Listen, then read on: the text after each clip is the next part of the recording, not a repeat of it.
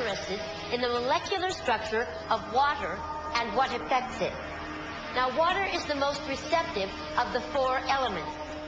Mr. Emoto thought perhaps it would respond to non-physical events. So he set up a series of studies, applied mental stimuli, and photographed it with a microscope. The one sample of water, we drop about 0.5 cc's onto each 50 petri dishes. Then we take those 50 petri dishes and freeze them in a freezer at minus 25 degrees Celsius for about 3 hours. We take those frozen samples into a refrigerator that is set at minus 5 degrees Celsius, where a microscope with a camera is set up. There we take photographs of each of the 50 water drops individually.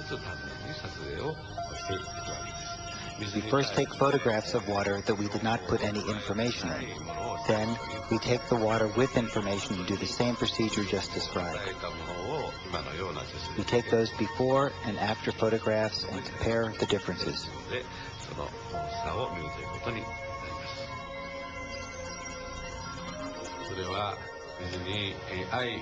When we projected the feeling of love and thanks to water, it made the most beautiful crystal. Times like this, I think water is at peace. This first picture is a picture of water from the Fujiwara Dam. And this picture is the same water after receiving a blessing from a Zen Buddhist monk.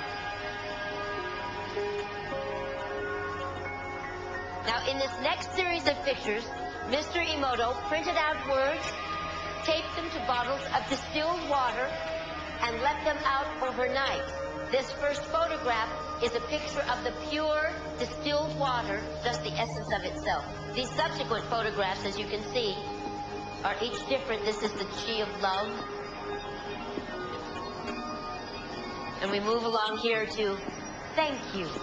And you can see where he taped that to this bottle here. But if you read Japanese, you already knew that.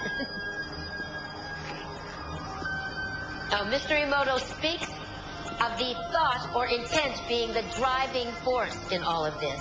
The science of how that actually affects the molecules is unknown, except to the water molecules, of course. And it's really fascinating when you keep in mind that 90% of our bodies are water.